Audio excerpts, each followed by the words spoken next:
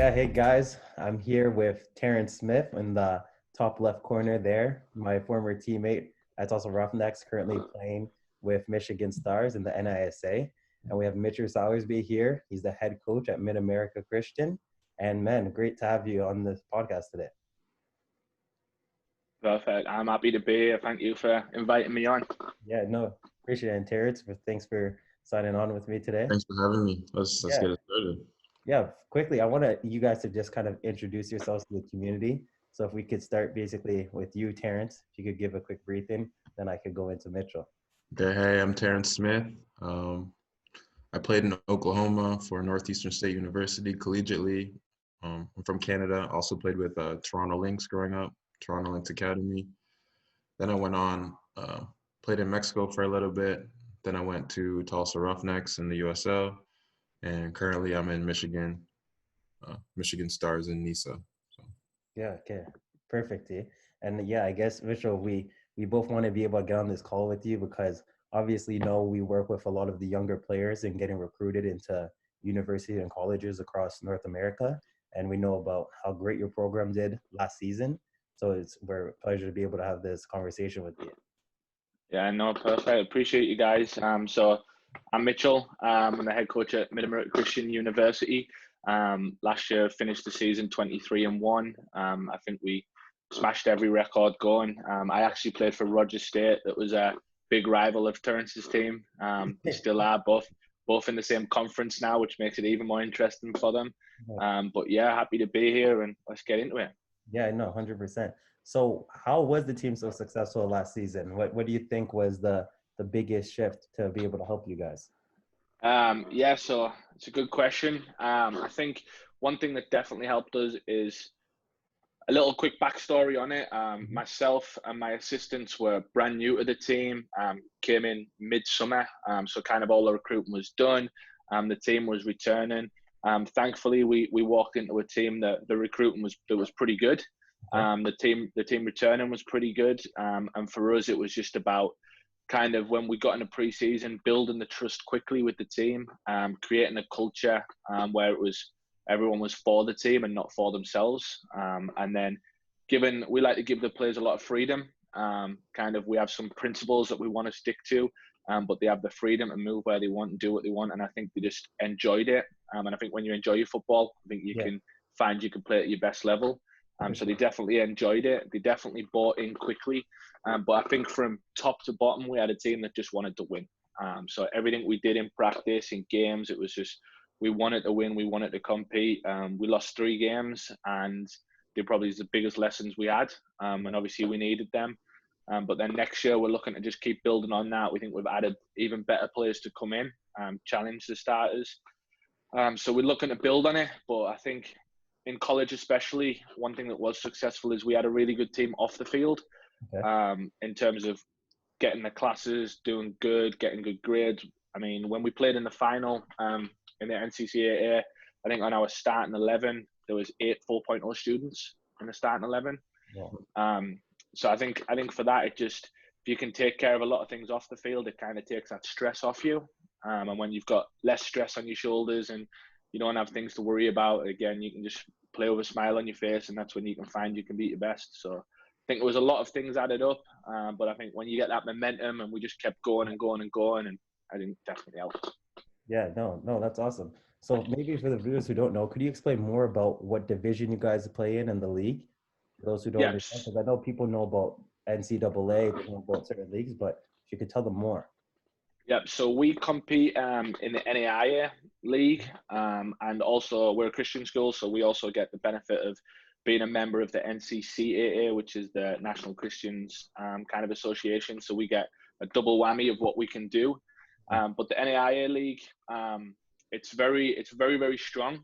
Your top 25 teams, even your top kind of 30, 40 teams, exceptionally strong, as you get a lot of kids that are ineligible for NCAA. So you get kids that can't go in the NCAA that have to come into the NAIA and get cleared. And the top teams, you get a lot of internationals on them from the highest level. So the NAIA is a very, very strong league. It's predominantly a lot of older players. We've got a 25-year-old freshman on our team. So when you've got that kind of, and he's a forward, when you've got that kind of maturity and strength, going up against kind of an 18-year-old centre back just out of high school, it definitely makes a difference.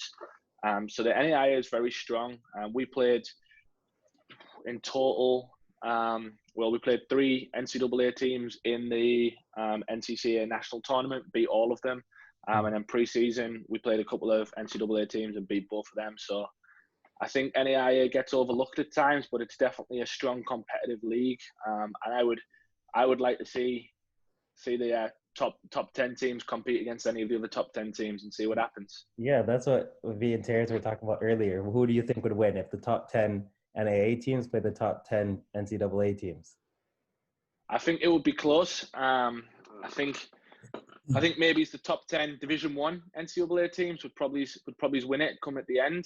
But I think it would definitely be close. I think the NAIA teams would give them a good run, and I think there's some NAIA teams, your Central Methodists that have won it the last 2 years. I think they would definitely compete. They're a big physical, strong team that can play. So it will be interesting. I've always said, although not possible, if it could be some type of FA Cup type between the conferences where you can get drawn and you can play Stanford away or something like that. It would be very intriguing. No, again, give anybody one game against the top team and see what happens. Yeah, no. And Terrence, didn't you guys used to play against each other? You and Coach Mitchell. We did back in the day. Oh yeah, who was winning that rivalry? I mean, Mitchell, you can explain what happened back in the day. I think back in the day, I think Terrence's team was winning. They were a strong, good team. They were good. We always ended up playing them at their field, and they always ended up beating us. So okay, what I'll give them it. So we played in Division 2 soccer, but our schools weren't in the same conference. It was usually a non-conference game just because we were local. But like I said, now they've merged the leagues, so RSU and NSU are in the same league. And I think now Terrence has gone. RSU is winning now. Yeah. When I leave, those type of things happen, man. So yeah, and then we're also wondering. So at this point, we know that your team is kind of full, but for a player who would be looking to get recruited to your program, what are the type of players you're looking for in terms of positions, in terms of quality, and in terms of attributes? So we're actually we like to give our players a lot of freedom and move around the field. So our right winger, for example, will come inside often. So we're trying to find players that can kind of be a little bit versatile, obviously, that kind of specialize in some areas, but when they have that freedom to move, if we have a right back, for example, and he floats into centre mid, plays holding mid game, and he's unbelievable at doing it, and he just understands the game in there, so it's definitely helpful. So I think this year we're pretty full. We're kind of wrapping up this year. We are maybe trying to add maybe one more kind of wide player with a little bit of pace. But next year we've obviously got a lot of openings. We've got a couple of centre backs graduating, a couple of keepers graduating, some centre midfielders that are graduating. So for us, it comes down to, obviously the football's important. We want a player at a high level that's comfortable and calm on the ball, that can play, because we're a very possession-oriented team. We like to play. We like to move the ball, keep it simple. So that's what we look for. But for us, it comes down to a lot of the character of their individual. Because as you guys know, there's thousands of top players out there. Across, I mean, we're not looking just in America. We're looking worldwide, in every single country, in countries that you'd probably think, well, they can't have any good players. They do. So for us, it comes down to the character. It comes down to players that want to compete, that want to get better, that want to work every day. Obviously, to be one of the best teams, especially in the NAIA, you've got to be deep. So your starting 11 can be really good, but if you don't have through 16 that are strong, through 18 that are strong, you'll struggle just because the season's so condensed and you're playing so many games, injuries. So we want players that high character, good human beings, and that can compete and want to compete and win everything they do. And that's also off the field and on the field. So a lot of the boys we're bringing in this year into our first team are junior college transfers. I think if we're bringing in around 15, probably 10 of them are 4.0 students. Wow. They compete at the highest level. They've won academic awards. They've won conference awards. So it's going to be a good problem for us to have that depth. But yeah, again, if you want to come into college, and I would say that for most coaches, just you've got to have the right character, because you boys know, especially Terence, you can probably speak on it. When you go at that professional level, you could have been the best college player, and you go into pro, and now you're not. Now you're not there. It's like being a freshman again. So you got to be humble. You got to be hardworking. You got to want to just earn your stripes and get through it, and keep your head down and push on until you get given that opportunity. Yeah. Well, what do you think about Terrence? Did you find it like that as well? Yeah, for sure. Even going in as a freshman, I think it actually caught me off guard, the level of college. Even sometimes, if you're not ready for the physicality, if you're, especially the fitness that goes into the preseason, if you're not ready, the weather, there's so much that goes into it. Me coming to Oklahoma, it was so hot in the summer. Right. From Canada, I was shocked like how hot it was. Like, so there's a lot that actually goes into those transitions, either from college and to the pros as well. So Yeah. Like, so how do you find it, Mitchell? Like, how do you when you're recruiting, how do you know that which player will fit and be able to kind of be able to get in right away and be that starting position, or is it a lot of hit and miss with your recruiting? Because I know sometimes I'm always sending you players, and Terrence, we're always pushing guys onto you. So how do you know which player is the one that would fit your program? Yeah, so I think some of the big key indicators straight away is kind of people that are sending players like yourself who are trusted, that we kind of know, that can kind of compare. So we just got a player from you guys, Mandela. Seems like he's going to be a great fit for our program. Yeah, So it's he's a kind of, baller. I'm telling you that. Make sure he's going to be started. He's going to be balling out there. yeah, Yeah. I can't wait. So things like that help. So we can pick up the phone. You can say, hey, I've got a player, and I think he's on the same level as Mandela, or he's a little bit better than Mandela. So that gives us an initial indication. If it's a junior college route, for example, obviously we get a lot of videos. We can watch the video. We talk to the players a lot. I don't know if Mandela tells you, but we probably talk to them every single day. He told me you guys were on him, calling him. At the end of the day, he feels like you're his friend. Like that's I think that's what's different about your guys' program. Yeah, so we're talking to the kids constantly, so we can get a good feeling and understanding of their personality, their characters, what drives them. If it's a junior college kid, we'll call a junior college coach. There's some kids that a junior college coach has said like he's the real deal and he needs a lot. So instead of taking his word for it, we've called other coaches in his conference and said, hey, have you played against this kid? Do you know this kid? What do you think about him? And they've said, well, oh, I remember that kid, but he remembers him for the wrong reasons, or yeah, he's a really good player. He did this on the field, or when he came off the field, he did this. So we do a lot of kind of background work on it. If we can meet the player, we obviously want to meet the player. That's definitely a help, but you can't meet everyone. There is them players that you are going to get wrong every now and then.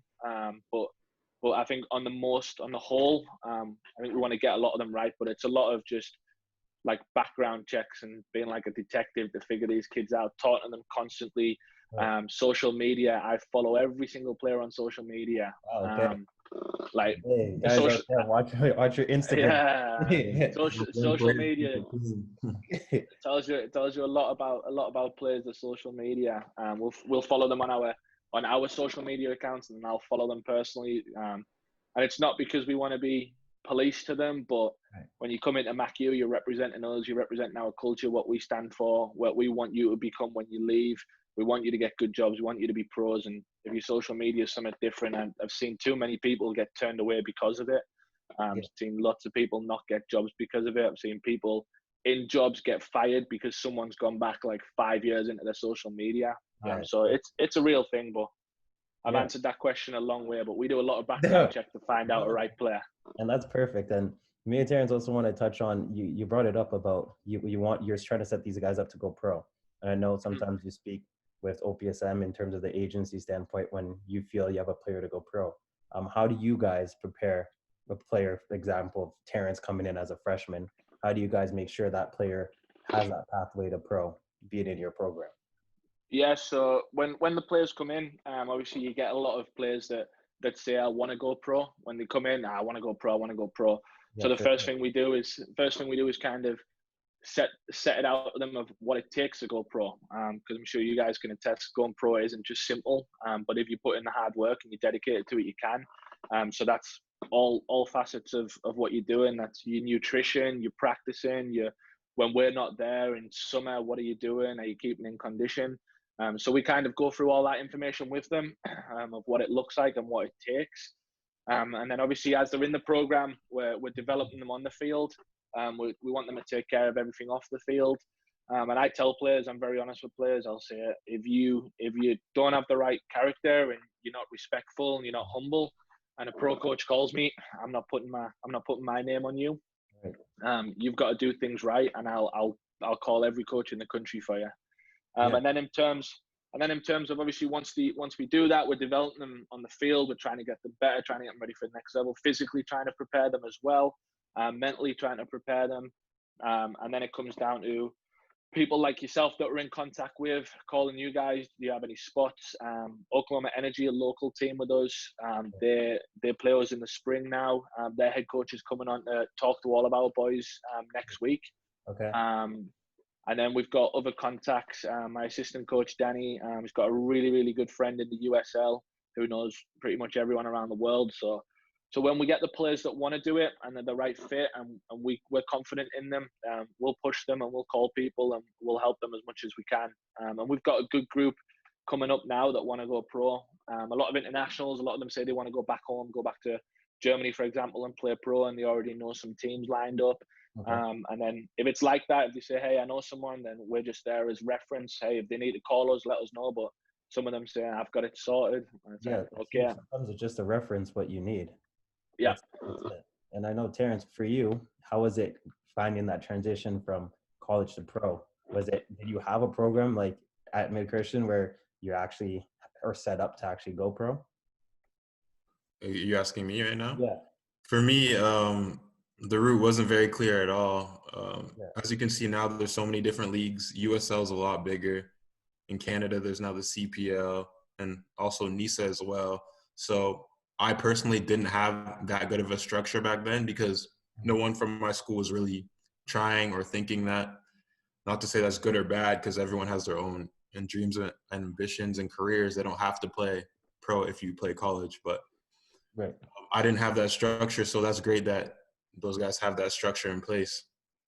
Yeah, no, that's huge, Rachel, because it's honestly not a lot of people do, and that's why I love being able to present players or that come to us, to you, because we know that if they're going there, that you're setting them up actually to be successful, not just in terms of being a pro soccer player, but also being a future doctor, lawyer, whatever it is. So that's huge. So I guess finally, the last question we mainly had for us is, what's the biggest difference about your program than another school in terms of why like a player would want to be there for sure? So I think for us, that's a good question. Yeah.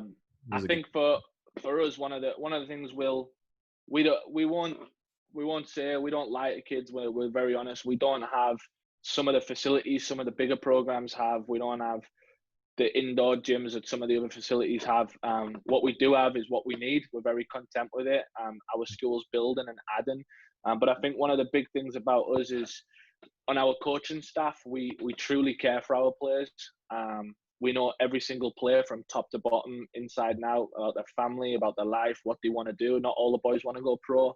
Some of them are working on internships and want to get into these companies. And between me and my assistants, if you want to go work in this company, one of us might have a contact. We'll call. We'll do what we can.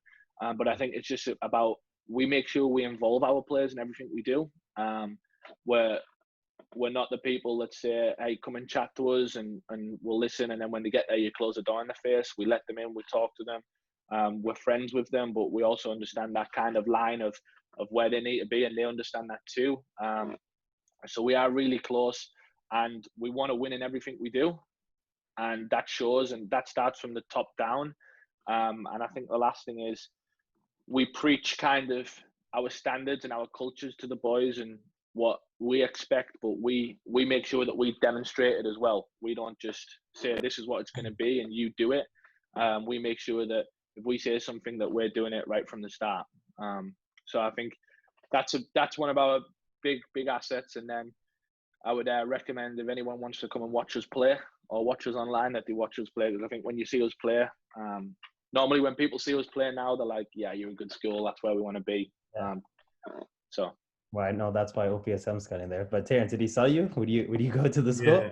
So I'm curious, what made you guys develop that kind of culture? Like, where did it come from? Did it come from you, your other coaches, your upbringing? What made you develop this kind of family culture with this school and Yeah, so program? I think a little bit of the culture was already existent from when we got in. The coaches previously were very family oriented, great coaches, knew what they wanted. But I think one of the ways it developed was, obviously I'm still pretty young, and I'm still pretty fresh out of college. So I remember what it was like to play in college and things that I liked and things that I didn't like. And I feel like even my assistants as well relate to the players really well. We know what kind of players want, what players don't want. We know what works and what doesn't work. So I think that helps drive it. But I'd say our culture is it's a lot of things that don't require you to be exceptional. It requires things like being on time, being honest, being a good leader, little things like that. But once them little things are done, it makes a big difference. But I definitely remember, and I'm sure, Terence, if you were in that spot, you could look back and go, I remember when this happened and this happened, and I hated it, and I would never do that if I was a player, and this is what all of the players thought about it. So I think that definitely helped drive it, the past experiences. Yeah, no, that's huge. Well, no, that's awesome, Mitchell. I guess we really appreciate you taking the time to speak with us. It's always great to speak to you, and hope you're safe there, and especially with the quarantine. How's that going, by the way, for you over there in Oklahoma? Uh, it's good. It's good. Oklahoma just kind of lifted their restrictions. We're in phases. Club soccer starts back up this weekend. Oh wow, okay. Well, Monday. So everything's lifted. People in Oklahoma, I think, are happy to be outside. But obviously, we hope and everyone can just stay safe and just be sensible in decisions they're making, so we don't have to go back down in a more lockout, more shutdown. Sorry, because I think Yeah, that's the last thing anyone wanted. For especially you guys that play soccer as well. I'm nothing worse than sitting in the house all day. yeah, no, it's killing us, but hopefully we'll be able I to have a get question. So for the fall, is everything going to be back to normal in terms of playing and traveling? Have yeah. they told you anything about that? So right now there hasn't been any kind of 100% commitment of this is what's going to happen. The latest we've heard right now is that they're looking to open back up as usual. Our school has put out a statement publicly saying that we'll be opened, and we'll be having on-ground classes in the fall, which is promising. And then obviously soccer's a small world. I've heard about 50 different scenarios of what they're going to do for the fall season, a shortened season, a full season. But right now, the latest that we heard, and again, nothing concrete, was it's looking to kind of go on as originally planned, like normal. But a final decision will be made. I think it's June 1st. They're going to make the final decision by. So fingers crossed, because we all just want to get back out. Okay, and how Right. about for your international players? Like, how about if there's still a travel ban? Yeah, so that's gonna be the tricky one that we need to overcome. I know some boys in South America have said that there's a travel ban till September, and we come back in August. Yeah, So, but again, I think a month ago it was, especially in this area, it was looking bleak and looking like no hope. And a month later, we're all reopened and club soccer starting back up. So I like to stay positive and think our boys aren't coming back in for another 2.5 months. And I imagine by then, if schools reopen, if all the big schools are reopening as well, I think there'll be something done, hopefully, where internationals can get back into the country, because a lot of internationals are attending a lot of schools in America. So hopefully they do something. no, They can drive. They can get in the car and drive, or get in a boat, I guess. yeah, whatever. Happens to be. That's a positive way to look at it, though. That every week things, I guess, slowly improve. So Yeah, that's a good way to look at it. we're very positive. We'll just remain positive and be hopeful and keep praying for it. Yeah, no, well done. But I appreciate everything, and just stay safe out there, Mitchell, and we'll be sure to connect soon. Hold on, I Jeff. appreciate you guys. I have Oh, one go more on. question. I have one more question. Okay, it's not. Can't leave yet, mate. Because That's all right. our OPSM audience is gonna want to know, right?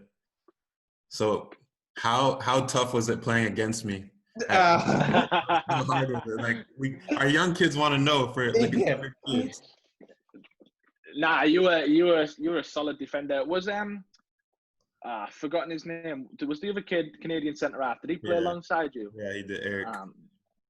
Eric. Yeah, you two guys were base. Fortunately for me, I was another centre back at the opposite side of the field, so think I only had to come near years on corners. But I remember, for the audience listening, our boys definitely were struggling to get in and around you two. You two were just monsters back there. It was comfortable.